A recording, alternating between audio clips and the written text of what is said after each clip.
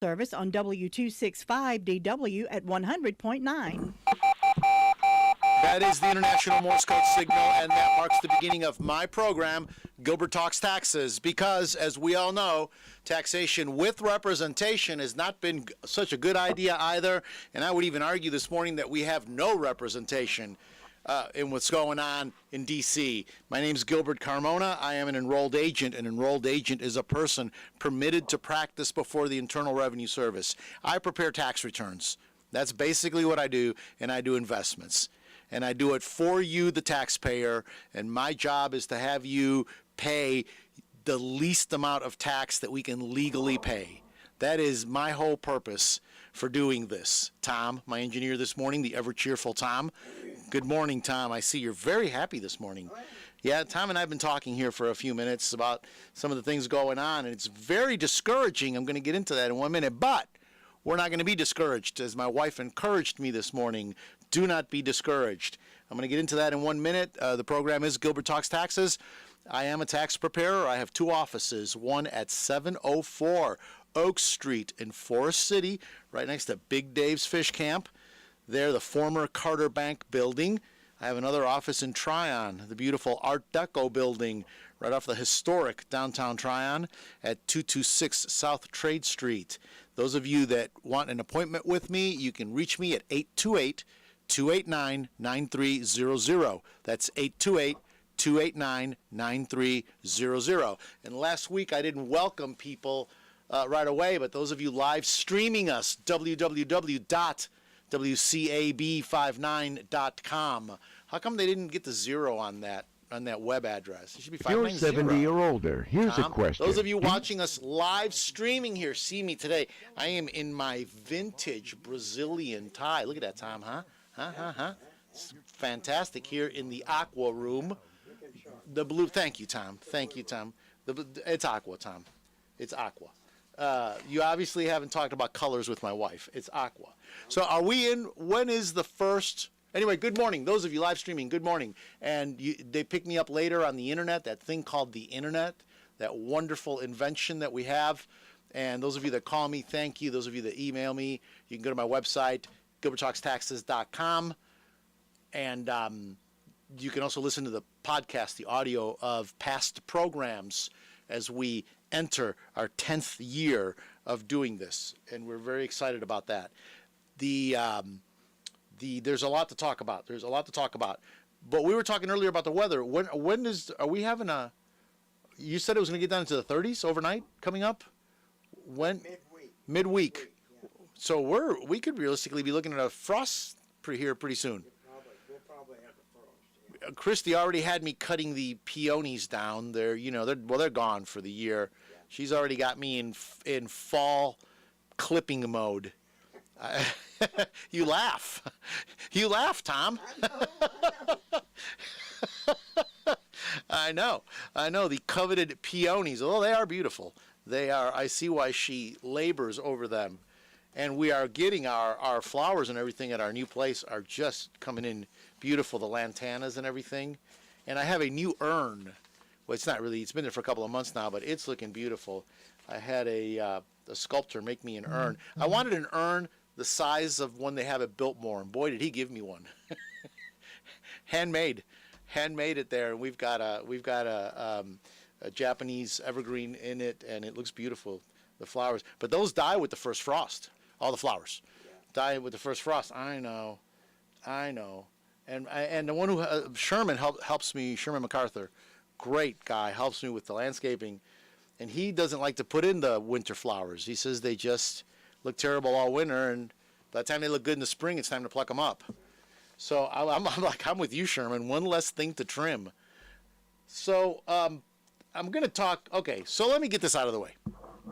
I'm going to talk a little bit about. Let me get this part out of the way first. The IRS. I said it a couple of weeks ago. They are doing this. The IRS is extending filing deadlines for people that are impacted by the terrorist attacks in Israel. They do qualify for some tax relief. And when I first read this, I was like, well, that's really not going to apply to anybody, but it is applying to people. It's applying to people right here in Rutherford County. There are some people that are going as volunteers.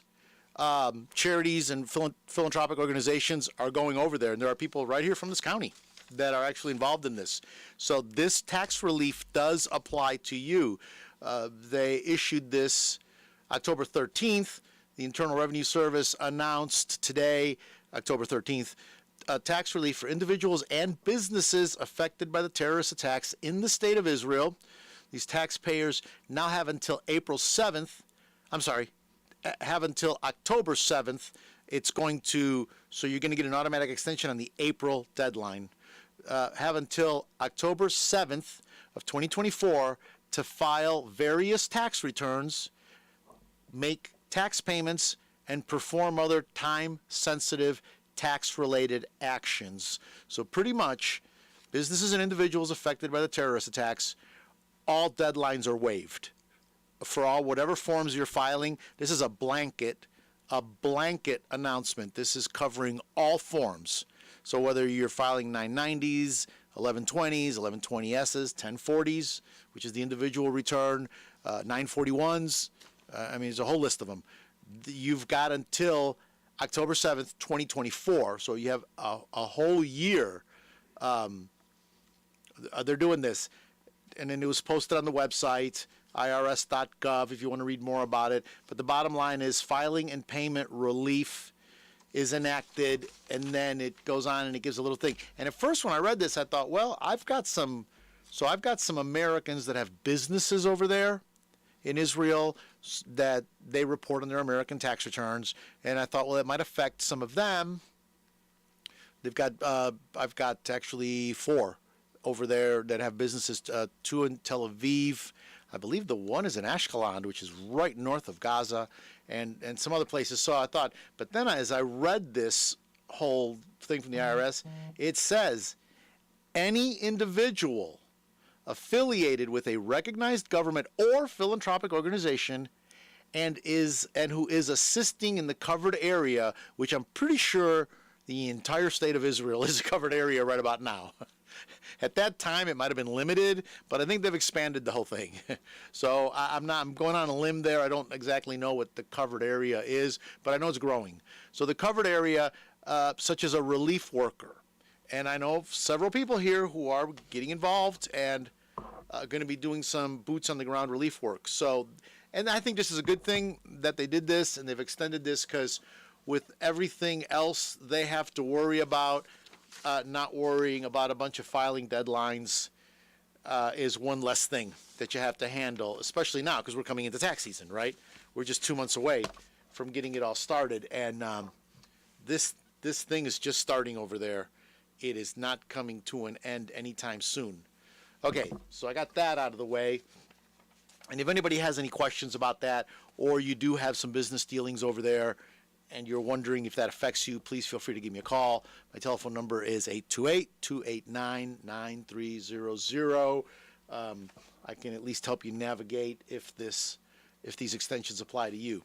Okay, I'm going to talk about something, Tom, and I don't want to come across like I saw this coming, because anybody who understands how computers work and how the internet works really should have seen this coming. And I'm shocked that our government let this happen. I'm going to talk about a man named Charles Littlejohn. Have you heard about Charles Littlejohn? Okay, well, let me tell you about this guy. Let me tell you about Charles Littlejohn, 38-year-old Charles Littlejohn. Let me go here because I want to tell this right. I've spent the last couple of days reading about this, and this is the thing that's got me very discouraged. And my wife says, no, you're not going to be discouraged. You're going to be encouraged. So,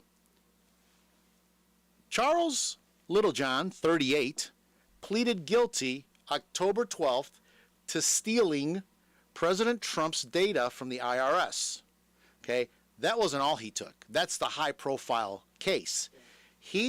So I'm reading the story. This is Los Angeles Times, and it's all over the internet.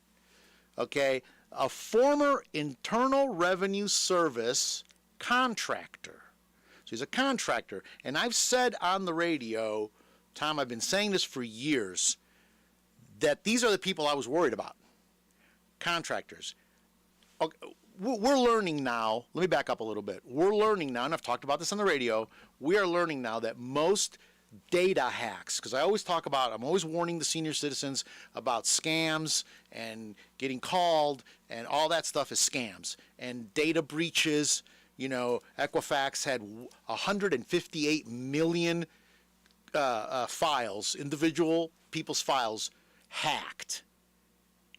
And whenever you see the story on the news, it's some guy in front of a laptop with a hoodie on and sunglasses, which is ridiculous. Why is the guy wearing a hoodie and sunglasses on his laptop? We're learning that this is not who's doing this.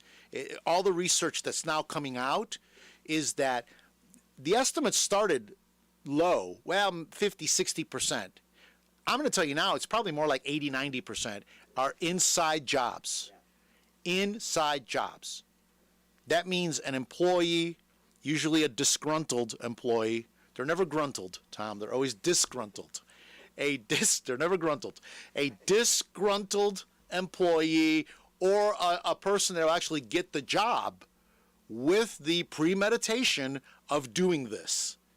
Okay? Because this data is worth money. And there's always a buyer for it, believe me. And I said it. I told everybody, and people looked at me like I was from another planet. I'll never forget this. Okay, let me back up a little further. My minor is in computer science. Okay, and I got my degree in 2003. A lot has happened in 20 years. I mean, my minor is in computer science from 2003. I know a PhD whose PhD is in Fortran.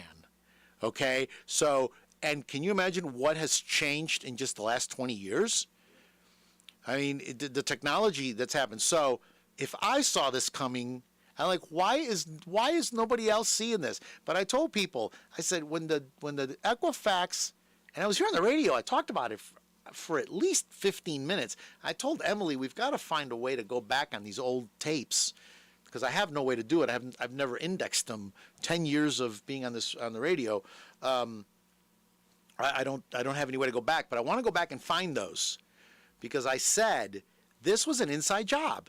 There is no way somebody logged into Equifax, a hacker wearing a hoodie and sunglasses, logged into Equifax and downloaded 156 million files. I mean, the data spike on the network should have shut the network down. I mean, you can't even... Anybody that's tried to log into Equifax and get their own information, it takes 30 minutes. There's 3 passwords, and then you gotta, and then and if you put in one thing wrong, it locks you out for 24 hours. It's a deal. You're gonna tell me somebody hacked in and took 156 million files? That's I don't know. I have no idea how big their files are or how they encode their files or anything, but I would venture that there are many, many gigabytes of data involved in 156 million. 156 million files. This was clearly an inside job. Nobody's ever admitted it. Nobody's ever whatever. Equifax kind of the whole thing just got swept under a carpet somewhere. But now we know other people that have been caught. Hospitals. I mean, the laptop at the hospital in Spartanburg. That was clearly. So when I heard 5 or 6 years ago that the IRS was going to be using these third-party contractors, because forever we told you the IRS will never call you to collect that. Nobody will call you saying they represent the IRS. And then the IRS did that. They started using third-party contractors. And I said, beware. Now third-party contractors have access to your files. And who's watching them? Who's watching them? Because I know most of the IRS and people that I speak with on a day-to-day basis. Yesterday I was on the phone yesterday for about 3 hours with the IRS. I spoke to 4 different revenue officers, and most of them are dedicated people to their jobs. And most of them are trying to do a good job, and they're trying to help, when you call, they try to help me. They try to help me get things resolved for the taxpayer. And I can say that about 95% of my interactions with the IRS. And I have a lot of them, okay? So this is what I do. Talk to the IRS.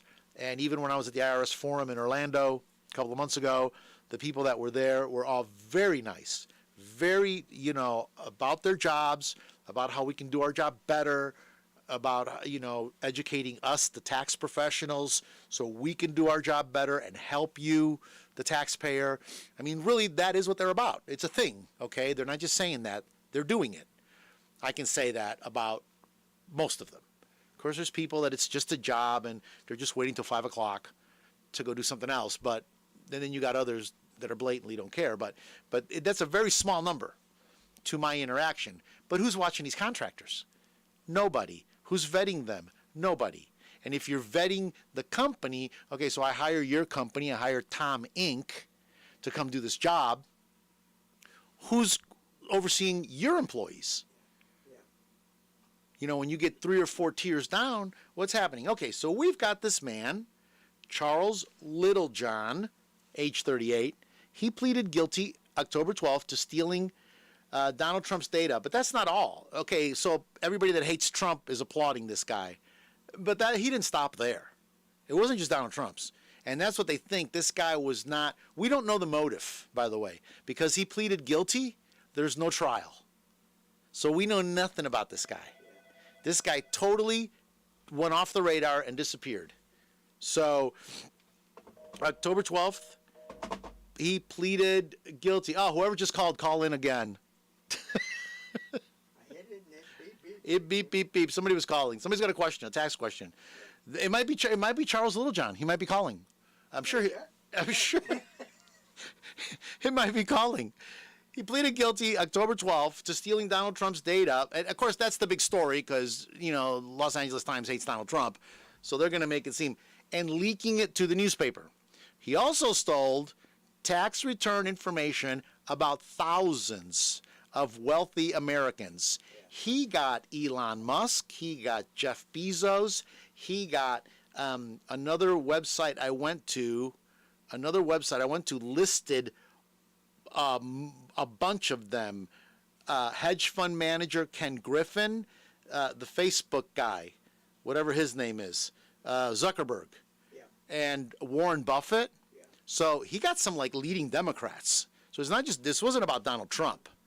Donald Trump says the tax return that was the most in demand because he did it right before the election. So he pled guilty, and this is the part I'm so just disgusted with, disappointed with, let me get right to it. So the manner in which Littlejohn pulled off one of the most egregious security breaches in IRS history was revealed Sunday in a court filing. So it was revealed, but there's very little details. Lawmakers and government watchdogs have repeatedly, and Gilbert Carmona, that should be in there in this, I'm going to call the LA Times and tell them. Lawmakers and government watchdogs have repeatedly warned about lax safeguards at the IRS. Last year, the IRS processed 260 million tax returns. That's a lot of paper. I mean, they shuffle a lot of paper, and that's every year. The filing, there's nothing about what his motives were. We have no idea. I read what the judge said in the case, and it seems to me like he was some kind of a social justice warrior. This is just my take on it. We'll know more as the thing goes on a little bit, because she made a comment about, taking the law into his own hands. So I don't think this was a get Trump moment. It was all people. He was trying to show that the rich don't pay taxes. That was his whole argument, or his whole thing, because that's what the New York Times, when they published Trump's tax returns, and they did it right before the election. So there's a question of, did this affect the election? Well, of course it did. Of course it did. It gave fuel to a fire that, Hillary Clinton started that. But you remember Donald Trump said, when Hillary Clinton said he doesn't pay taxes, and that makes him a criminal. And Donald Trump, and look it up, the videos all over YouTube. It's been posted by thousands and reposted by thousands and thousands of people. She said that makes him a criminal. He doesn't pay taxes, because she's trying to act like she stands up for the little man. Right. Anyway, she said that, and he said to her, no, that makes me smart. I use the tax code. She said, and he said to her, if you don't like the tax code that allows me to pay very little taxes, then change the tax code. And he's right. But then he said to her, but you won't change the tax code because you and all of your friends are using the same tax code that I'm using to pay no taxes. And it shut Hillary up. I mean, literally, and everybody, that was called one of the most honest moments in any debate, because it was honest. What he said was absolutely true. Like, nobody argued what he said was true. And he's right. So this guy must be one of those, we don't know. But this is the part that gets me. So the question is, how did he do it? Because the way the IRS works, or the way their thing works, is if you're a contractor, there's safeguards. So, and I've been told by auditors, even they on their laptops. So you're a government employee, you've got a government laptop, you log into your portal, you can't stick a jump drive in your laptop and download it from the IRS to your laptop's jump drive or to your laptop. The system won't allow you to do that. They do have some safeguards in place. So everybody's like, well, how did he do this? How did a contractor, not even a government employee, and I'm going to get to that in a minute, contractor did this? So to avoid detection, Little John accessed all these tax returns using what's called generalized parameters. So he made some generalized parameters. I'm thinking the parameters involved zip codes. This is just me. I don't know for a fact. Zip codes, dates, possibly, because I'm thinking, what are the parameters that you can query for? And dollar volumes of income is the only thing I can think of. More is going to come out, I'm sure. But here's what he did. Here's how he got around the whole IRS system, the entire firewall. And this was so simple, it's borderline genius what he did. He then uploaded the data to his personal private website. So it was a website-to-website transfer which the IRS computer is used to doing. It was not, he did not, because everybody would probably try to put it on a jump drive. That's the preferred method of stealing data, right? I mean, they've got jump drives now literally the size of a thumbtack that hold a ton of data. He literally had a private website, went from the IRS's website, and this allowed him to avoid all the IRS protocols designed to detect and prevent large downloads and uploads. That's the data spike I'm talking about. And then once it was on his private website, he did whatever. Then he turned the data over to the New York Times, and he turned it over to another website which called ProPublica. It's one of these websites like a WikiLeaks website that just leaks data, and they leaked all this stuff. And so September of 2020, right before the election, the New York Times publishes a story that Donald Trump only paid $750 in federal income taxes in 2016 and 2017, and he had paid no taxes for 10 of the previous 15 years, which I'm surprised he even paid $750. I really am. And then he stole, so the same guy has data on Bezos, Musk, Ken Griffin. Now, interestingly enough, and the guy used two computers, by the way. I mean, this guy knew what he was doing. This guy was not an amateur. And I've tried to look him up, and there's very little data on him. There's nothing. Like, this guy's been totally underground. His LinkedIn page just says he worked for this company. He worked for two companies. And so, but we still don't know who he was working for when he did this. It's like they're not saying the name of the contractor. Ken Griffin, I said I was going to get to the contractor part. Okay, so all these billionaires, millionaires, whoever that had their data stolen, what can they do about this? What can Donald Trump do about this? Nothing. Ken Griffin, the hedge fund manager, sued the IRS for not safeguarding his data. You know what the IRS said, and the judge agreed? The guy's not a government contractor. Talk about the fox designing the hen house. Huh? They gave the guy the job, gave him access, and then when he did something wrong, they said, it's not our fault. So, and then Donald Trump's lawyers said, this guy needs to be sentenced. Do you know what? So I'm really going to get past the rest of it because it's really, it's really bad. It's really bad. Do you know what the guy's sentence is going to be? The maximum sentence because he did a plea deal? 5 years. Nothing. And actually, what they're saying is if he goes to jail at all, that's the part that's got me. Yeah. If he goes to jail at all, it's going to be 8 to 14 months with probation and good behavior and yada, yada, yada. They're going to sentence him January 29th of 2024 is the sentencing. And the judge that accepted the plea deal, ready for this one? The judge that accepted the plea deal, the Honorable District Judge Anna C. Reyes, who is a, wait for it, Biden appointee. Right? I mean, she's a woman, Hispanic, and it goes on. She's the first LGBTQ, or openly LGBTQ judge, Anna Reyes.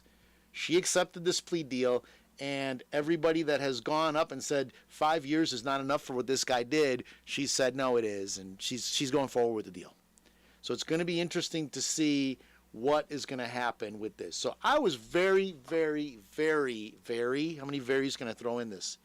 Disappointed because this man does this thing, you know. So my wife, who I tell these things to, she hears it all. She says, I live with Gilbert Talks Taxes. Somebody said, do you listen to your husband's radio program? She says, no, because I live with it. I live with Gilbert Talks Taxes. Gave me these scriptures because I was very just down about the whole thing. Romans 9:28, for the Lord will execute his sentence upon the earth. He will conclude and close his account with men completely and without delay, rigorously cutting it short in his justice. And I'm telling you, when you look at Israel, when you look at this, when you look at these politicians, when you look at what's going on, you feel hopeless. You feel hopeless, you feel helpless, you feel like there's nothing you can do. And, you know, you stand on the wall and sound the warning. I mean, how many people have been warning the IRS? These contractors, it's not a good idea. This is bad. This is bad. And what does this just tell them all? Hey, go ahead and do this. You'll get a slap on the hand and a couple of months probation. I mean, this is the most blatant data breach ever at the IRS. And so the IRS can never say they've never had a data breach, because they used to say that. We've never had a data breach. And it was true. The IRS actually had a firewalled system that was never hacked, that we know of. Yeah. That we know of. But I believe if they'd ever been hacked, we'd know it. There's enough whistleblowers in the IRS, which is a good thing. There's enough whistleblowers in there that we would know it. They can never say that again. And the other scripture she gave me, so let me read that again. Let me read Romans 9:28 again. For the Lord will execute his sentence upon the earth. He will conclude and close his account with men completely and without delay, rigorously cutting it short in his justice. And then Hebrews 10:30. For we know him who said, vengeance is mine, retribution and the meting out of full justice rest with me.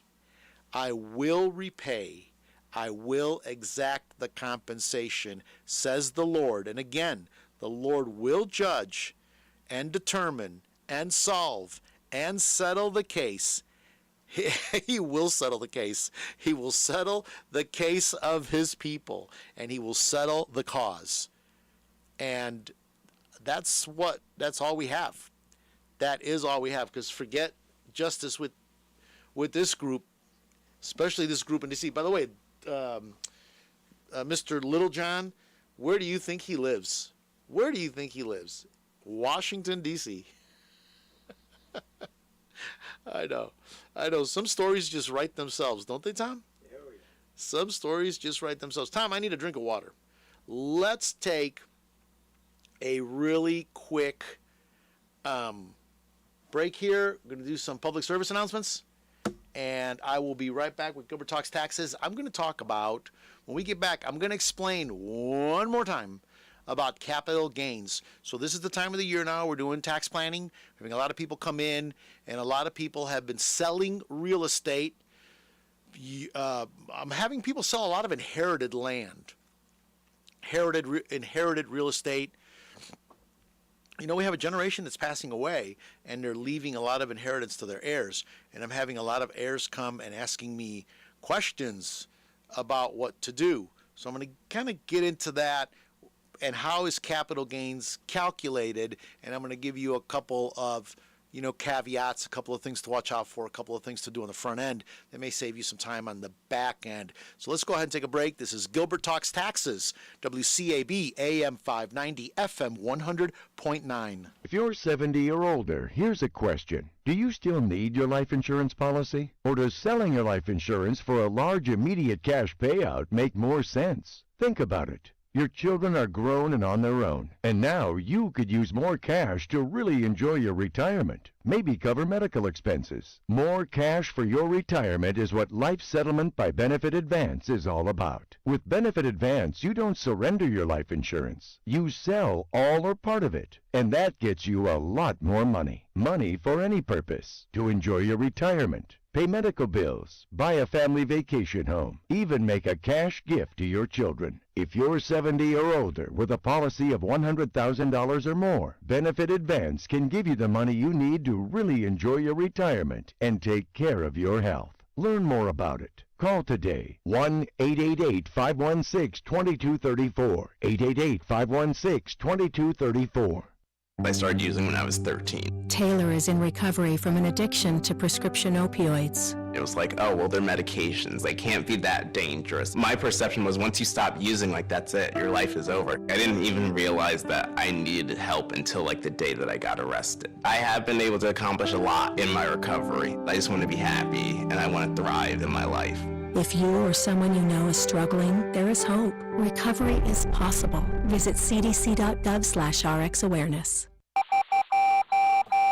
Okay, we are back. The program is Gilbert Talks Taxes, WCAB, AM 590. Hold on a second, I'm having some things happening here. Okay, AM 590, FM 100.9. Those of you that need to reach me to make an appointment, we are taking on new clients. We are accepting new clients, and this is the time of the year to get in. My telephone number is 828-289-9300, and I say that because it's nice when we can start early, and I can be there for your end of the year planning and be ready to start next tax season, with your information already on file and ready to get it going. It makes the whole process a lot easier, and we can get these tax returns timely filed. So that's the advantage of starting to work with me in November and December instead of showing up in February and saying you can't find your tax preparer, which is usually what happens. Those of you live streaming me, thank you so much. www.wcab59.com. Thank you. Those of you that tune in later, thank you again. So I've got a couple of things here I want to go. Let me just real quick talk about capital gains. Capital gains. So the whole inheritance subject is very tricky. Very, very tricky. People don't really understand it. I did the last couple of programs, I talked about the gift tax. Gifting. You're older, you're winding down your estate, you want to start giving some of that money away, which people do. Gifting is a process, a way to do it, okay? If you're in that boat, give me a call and I can help you get a hold of it, because there is some rules and regs to it of how you do it. And no, the gift is not taxable to the person that received it. They don't pay the tax. It's actually counterintuitive of what people think. They think, well, I don't want to give my granddaughter $20,000 or $15,000 or whatever. A lot of times I'll see grandparents that want to pay for grandchildren's college or the grandchildren are going to college, or the grandchildren are getting married and they want to buy them a car, or they want to do something like that, or they want to give them some money for a down payment on a house, whatever. I mean, there's a million scenarios. They want to give them some money. But they say, well, I don't want them to pay the tax. Can you tell me what the tax they would pay is so I can, make sure to give them enough money? And I'm like, no, it doesn't work that way. They get that money and they move on. You're the one that pays the tax. The giver pays the tax. But it's not like you give them, $16,000 and then you're going to pay tax to the government on it.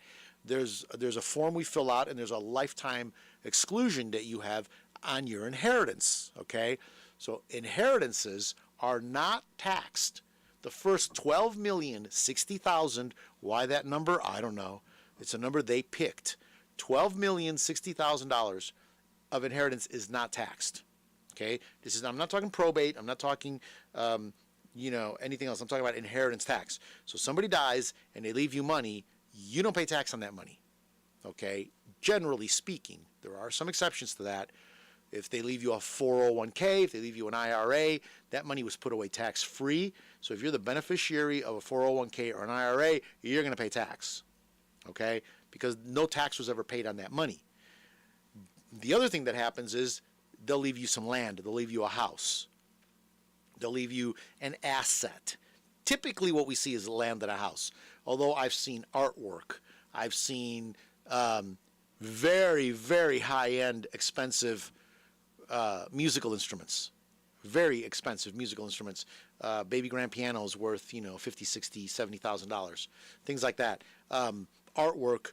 The other thing I see a little bit of is coin collections. And then, of course, stocks and bonds. So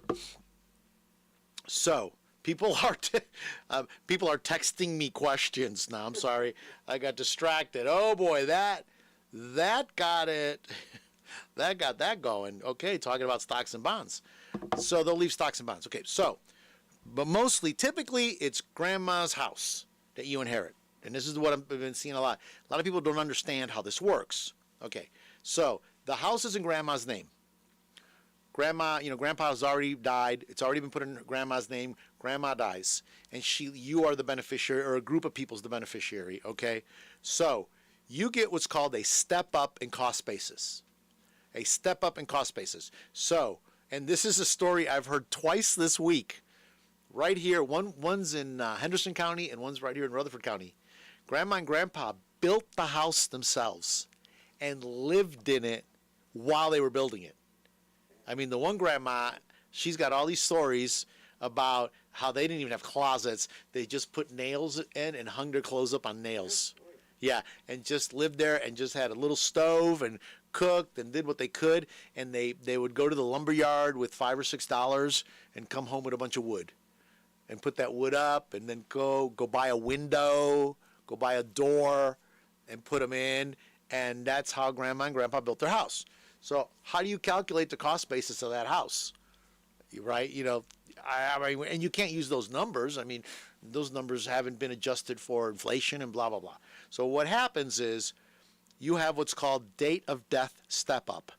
The day that grandma dies, the people that inherit that property, now their cost basis is, what is that house worth today? What is that house worth today? That is your cost basis. So grandma dies, leaves you a house. What is it worth the day she died? It's worth I'm just making numbers up. It's worth $150,000. Okay? So how do you find out what it's worth? It's really important that you make some kind of, especially if it's a complicated estate and there's multiple properties, try to document, and I meet with the executors and I try to put this into them, try to document what, the date of death. I mean, in the one scenario, they couldn't even tell me what date the grandmother had died. They couldn't remember. I'm like, well, did you have the property appraised? Maybe you might need to get an appraisal. I had somebody one time say, well, the appraisal was $300. I'm like, so pay the $300. You've inherited a in this case, it was like a $200,000 or $300,000 piece of real estate. You need that appraisal. Now, or if you don't get an appraisal, at least talk to some real estate people, some brokers, some agents, wherever, in some states they're called agents, in other states they're called brokers. Here in North Carolina, we're an all-broker state. a real estate broker, get a broker opinion, maybe get a letter. I told the one lady, I said, she said, well, the real estate agent, this was in Florida. This is real estate she inherited in Florida. She said, well, the real estate agent said the house was worth, on the date that grandma died was worth, I can't remember, $300,000. And I said, well, can you get an email? Did he give this to you in writing? She said, no, we were on the phone. I said, well, just ask him, can you please send me an email with that information? So you at least have an email that we can print up and show an auditor. That's you don't have to have, documentation. You just have to have, a proof that you at least were looking. Don't make it simple. Keep it simple. So the date of death step up. So in this scenario, the house is worth $300,000. You turn around and you sell it for $300,000. You have no taxable gain at all. There's no taxable gain. You got it for your step up and basis. You got it your cost basis. So it's like you bought it for $300,000. Is maybe a better way to explain it to people, because it's very confusing to people. Well, I sold the house for $300,000. How much tax do I owe? Well, what was your cost basis? And they look at me like, rabbit in the headlights look. They don't know. Well, it's your cost basis because you're going to pay it on the difference. So let's just say grandma dies, leaves you the house, it's worth $300,000. You put it on the market, you sell it for $400,000. You have now made $100,000 of capital gains. You will pay tax. The beneficiaries will pay tax on that $100,000 gain. Whoever is the beneficiary that owns that house. Now, if the house, okay, we'll get that. And I'm going to keep it real simple because there are some exceptions, but for the most part, this is the general rule. Now, there's a scenario I've seen. I've talked about this on the radio before, too. Let's say you, Tom, and your brother Tim, and your other brother Todd inherit grandma's house. So Tom, Tim, and Todd inherited grandma's house. Well, grandma lived in the house for, 500 years. And the house, she never fixed a thing in the house. It's like the one grandmother, they put the house for sale. While she was still alive, they decided to sell the house and have her move in with one of the children, which was actually a very good move for them. And they went and they said, only one burner works on your stove. And she said, well, I only use one burner. That's all I need. That's all I need. And the oven doesn't work. I don't bake. Okay. Well, the person buying the house may want to use all 4 burners, and they may want to bake. So let's get that fixed. So grandma passes away. Now you inherit the house. You go to sell it, and the real estate agent says, Tom, Tim, and Todd, if you guys paint the house, maybe fix that roof, maybe fix that stove, maybe do this, let's maybe put some carpet in it, maybe new flooring. If you put, $10,000 into this house, I might be able to get you $100,000 more. We can, spruce it up a little, make it look like, it's more, instead of 1950s, let's make it look like it's more 2020s. And they'll do that. All of that is an expense that gets added to your basis. So, and I had one of these. I had one of these just recently. So grandma left them the house, and I was very emphatic before they started their work. I want to know what it's worth right now as it sits. So it was $180,000. I want to say they put 40 into it. I can't remember. 40,000 into it. Really did a nice job. Made it look very nice. So now their cost basis is now the 180 plus the 40, 220,000 is their cost basis. They sold it for 300, over 300, and so they made a capital gains of $80,000. So they're going to have to pay capital gains tax on $80,000. Now in this scenario, Tommy, Timmy, and Todd split that $80,000 3 ways because they were all equal, and really they paid very little capital gains. And it was long term because they had it for over a year. So you pay the lower tax when it's long term. So there's a strategy. You may want to wait till it's over a year if you're going to take a project like that and you're in it already 8 months, 9 months, 10 months. Hey, let's just wait another 2 months because there is a substantial tax savings. Long-term capital gains versus short-term capital gains. So, I tell the story about the man that sold the property 7 days before 1 year, and there's no way around it. I mean, there's documentation. There was a closing. I mean, there's attorney documents with the dates on them. 7 days cost him $20,000. If he would have just put closing back a week, it would have $20,000, and there was just, there was nothing you can do with that because it's documented.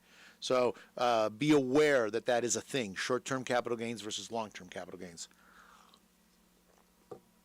And one last thing I wanted to say before I move on is there's this thinking out there that, well, let's put my name on grandma's property so that when grandma passes, it just comes to me fee simple.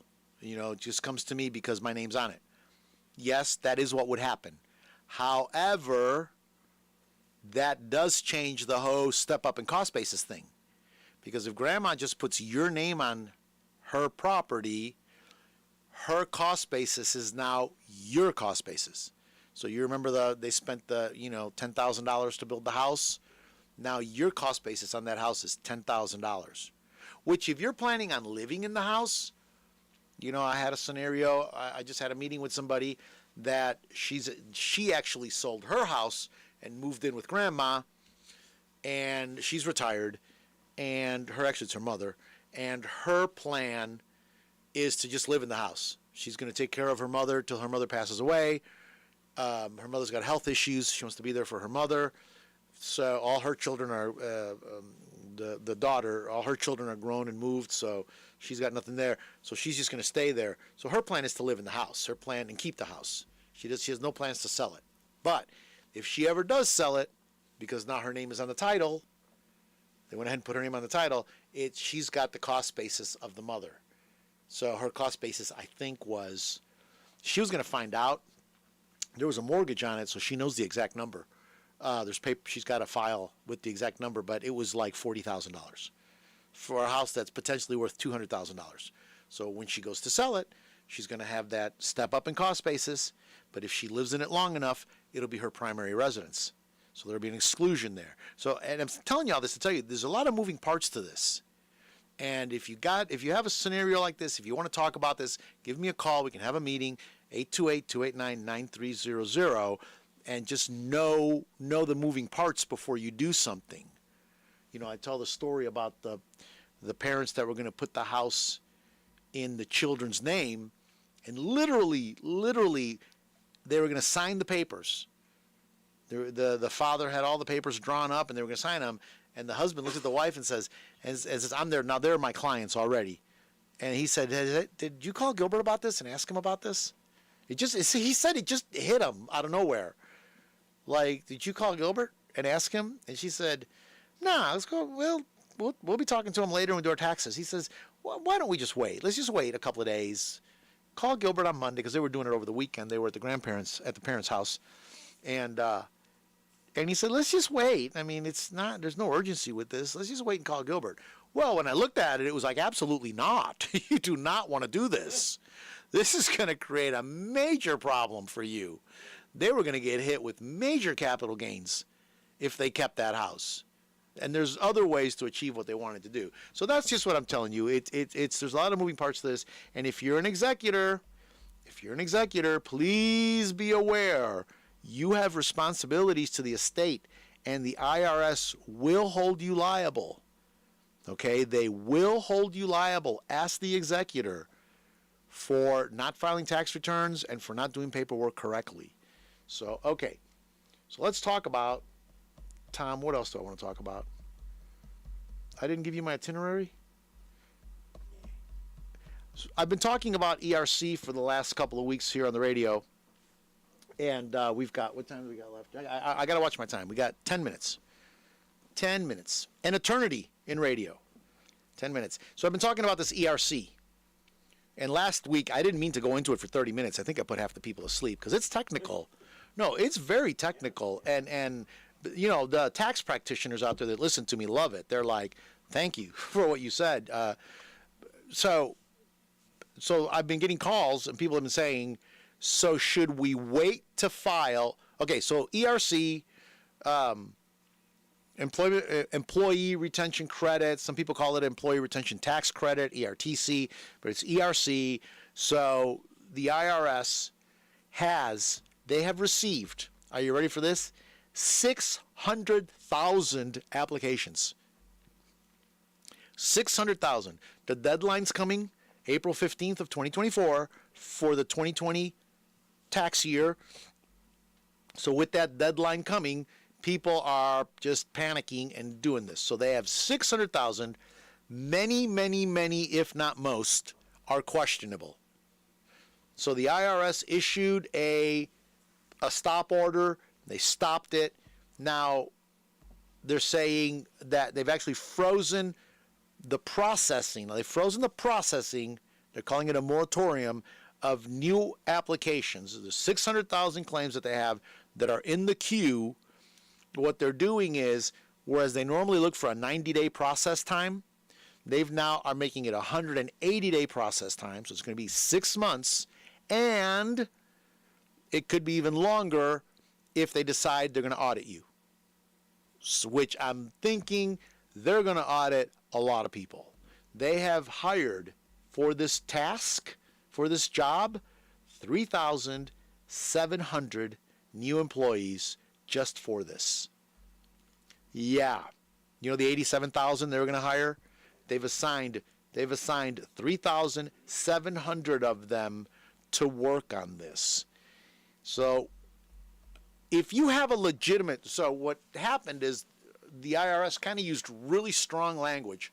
I mean, they scared all of us in the preparer community, all of us enrolled agents and CPAs and tax attorneys that do this. They were trying to put the fear of God in us. And they said, you will be prosecuted, you will, blah, blah, blah, right? And they're going to do it. I don't doubt for 1 minute they're going to do it, because I know the IRS listens to me. I know Aaron Collins listens to me, okay? So I got to say that. I know somebody at the IRS is listening to me. Okay, so I do believe they're going to do something about this.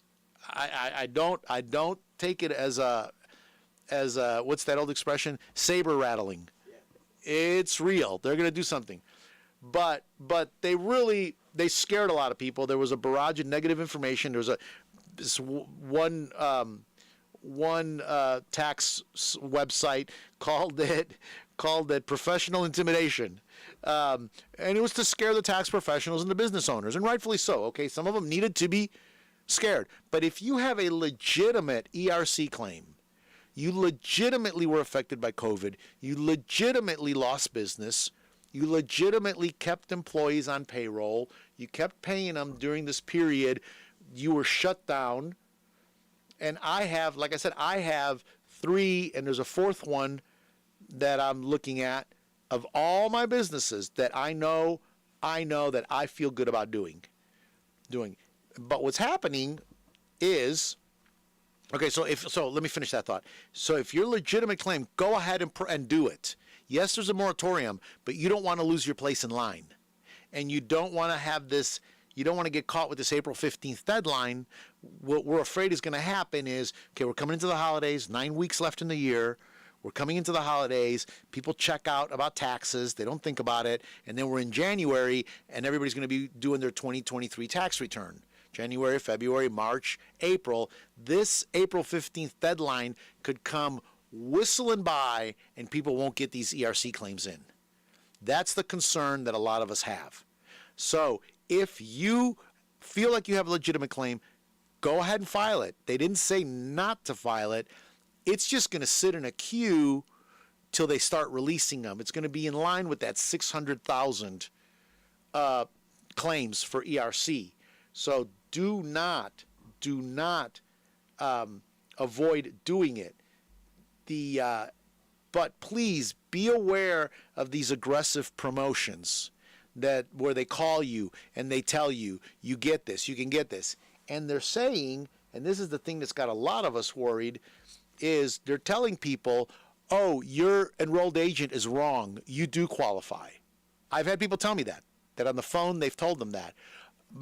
People have said, my CPA said I don't qualify. Oh, your CPA's wrong. My tax attorney says I don't qualify. Your tax attorney's wrong. Your enrolled agent is wrong. Your guy doesn't know what he's talking about. They're literally saying that. And so the people don't know who to believe, which really, you know, it really just shows. I mean, greed is a powerful thing.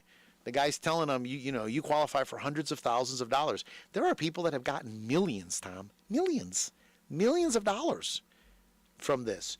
And the IRS, so the last warning that the IRS has is, the last warning is this.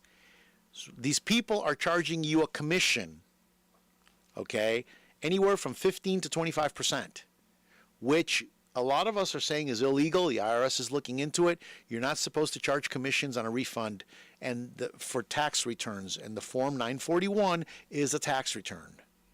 Okay, so they're charging you fees. There are people, I have seen it, they have paid $150,000, $140,000.